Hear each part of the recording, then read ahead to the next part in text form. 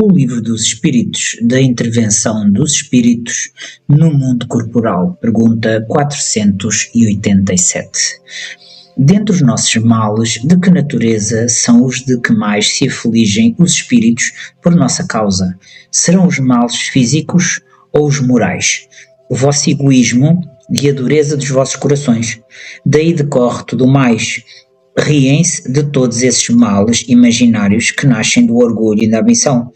Rejubilam com os que redundam na abreviação do tempo das vossas provas, sabendo ser transitória a vida corporal e que as tribulações que lhe são inerentes, constituem meios de alcançarmos melhor estado. Os espíritos mais se afligem pelos nossos males devidos a causas de ordem moral, do que pelos nossos sofrimentos físicos, todos passageiros. Pouco se incomodam com as desgraças que apenas atingem as nossas ideias mundanas, tal qual fazemos com as mágoas pueris das crianças. Vendo nas amarguras da vida um meio de nos adiantarmos, os espíritos as consideram como a crise ocasional de que resultará a salvação do doente. Compadecem-se dos nossos sofrimentos como nós compadecemos dos de um amigo, porém, enxergando as coisas de um ponto de vista mais justo, os apreciam de um modo diverso do nosso. Então, ao passo que os bons nos levantam o ânimo no interesse do nosso futuro, os outros nos impelem ao desespero, objetivando comprometer-nos. Pergunta 488. Os parentes e amigos que nos precederam na outra vida, maior simpatia nos votam do que os espíritos que nos são estranhos, sem dúvida, e quase sempre vos protegem como espíritos, de acordo com o poder que dispõem. São sensíveis à afeição que lhes conservamos, muito sensíveis, mas esquecem-se dos que os olvidam. Anjos de guarda, espíritos protetores, familiares ou simpáticos? Pergunta 489. Há espíritos que se ligam particularmente a um indivíduo para protegê-lo? Há o irmão espiritual a que chamais o bom espírito ou bom gênio. Pergunta 490. Que se deve entender por anjo da guarda ou anjo guardião? O espírito protetor pertencente a uma ordem elevada. Pergunta 491. Qual a missão do espírito protetor? A de um pai com relação aos filhos, a de guiar o seu protegido pela senda do bem, auxiliá-lo com os seus conselhos, consolá-lo nas suas aflições, levantar-lhe o ânimo nas provas da vida. Pergunta 492. O espírito protetor se dedica ao indivíduo desde o seu nascimento? Desde o seu nascimento até à morte, e muitas vezes o acompanha na vida espírita depois da morte, e mesmo através de muitas existências corporais, mas mais não são do que fases curtíssimas da vida do espírito. Pergunta 493. É voluntária ou obrigatória a missão do espírito protetor? O espírito fica obrigado a vos assistir uma vez que aceitou esse encargo. Cabe-lhe, porém, o direito de escolher seres que lhe sejam simpáticos. Para alguns é um prazer, para outros, missão ou dever. Dedicando-se a uma pessoa, renuncia o espírito a proteger outros indivíduos? Não, mas protege menos exclusivamente. O espírito protetor fica fatalmente preso à criatura confiada à sua guarda. Frequentemente sucede que alguns espíritos deixam suas posições de protetores para desempenhar diversas missões, mas nesse caso outros o substituem. Pergunta 495. Poderá dar-se que o espírito protetor abandone o seu protegido por se lhe mostrar este rebelde aos seus conselhos? Afasta-se quando vê que os seus conselhos são inúteis e que mais forte é no seu protegido a decisão de submeter-se à influência dos espíritos inferiores, mas não o abandona completamente e sempre se faz ouvir. É então o homem quem tapa os ouvidos. O protetor volta desde que este o chame. É uma doutrina esta dos anjos guardiães, que, pelo seu encanto e doçura, devera deverá converter os mais incrédulos.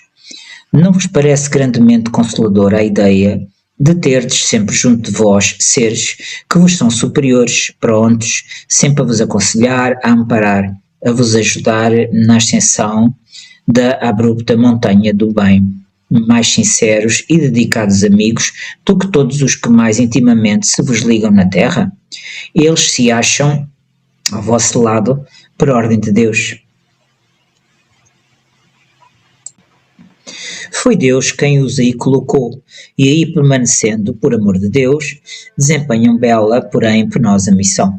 Sim, onde quer que estejais, estarão convosco, nem nos cárceres, nem nos hospitais, nem nos lugares de vacidão, nem na solidão, estáis separado desses amigos, a quem não podeis ver, mas cujo brando influxo vossa alma sente, ao mesmo tempo que se lhes ouve os ponderados conselhos. Se conhecesseis bem esta verdade, quanto vos ajudaria nos momentos de crise, quanto vos livraria dos maus espíritos, mas, quantas vezes no dia solene não se verá esse anjo constrangido a vos observar. Não te aconselhei isto, entretanto não fizeste. Não te mostrei o abismo, contudo nele te precipitaste. Não fiz ecoar na tua consciência a voz da verdade, preferiste, no entanto, seguir os conselhos da mentira. Interrogai os vossos anjos guardiães, estabelecei entre eles e vós esse tema intimidade, que reina entre os melhores amigos. Não penseis em lhes ocultar nada, pois que eles têm o olhar de Deus e não podeis enganá-los. Pensai no futuro, procurai adiantar-vos na vida presente. Assim fazendo, encurtareis vossas provas e mais felizes tornareis as vossas existências. Vamos, homens, coragem, de uma vez por todas, lançai para longe todos os preconceitos e ideias pré-concebidas. Entrai na nossa senda, que diante dos passos se vos abre. Caminhai, tendes guias, segui-os, que a meta não vos pode faltar, porquanto essa meta é o próprio Deus. Aos que consideram impossível que espíritos verdadeiramente elevados se consagrem a tarefa tão laboriosa, e de todos os instantes, diremos que nós vos influenciamos as almas, estando, embora muitos milhões de léguas distantes de vós. O espaço para nós nada é, e não obstante viverem noutro mundo, os nossos espíritos conservam suas ligações com os vossos. Gozamos de qualidades que não podeis compreender, mas ficai certos de que Deus não nos impôs tarefa superior às nossas forças e de que não vos deixou sós na terra, sem amigos e sem amparo. Cada anjo de guarda tem o seu protegido, pelo qual vela, como o pai pelo filho, alegra-se quando o vê no bom caminho, sofre quando ele lhe despreza os conselhos. Não receeis fatigar-nos com as vossas perguntas, ao contrário, procurai estar sempre em relação connosco. Sereis assim mais fortes e mais felizes. São essas comunicações de cada um com o seu espírito familiar que fazem, sejam médios todos os homens, médiuns ignorados hoje, mas que se manifestarão mais tarde e se espalharão qual oceano sem margens, levando de roldão a incredulidade e ignorância. Homens doutos, instruí os vossos semelhantes. Homens de talento, educai os vossos irmãos. Não imaginais que obra fazeis desse modo, a do Cristo, a que Deus vos impõe, para que vos outorgou Deus a inteligência e o saber, senão para os repartirdes com os vossos irmãos, senão para fazerdes que se adiantem pela senda que conduz à bem-aventurança, à felicidade eterna. São Luís, Santo Agostinho. Nada tem de surpreendente a doutrina dos anjos guardiães a volarem pelos seus protegidos, malgrado a distância que medeia entre os mundos. É, ao contrário, grandiosa e sublime.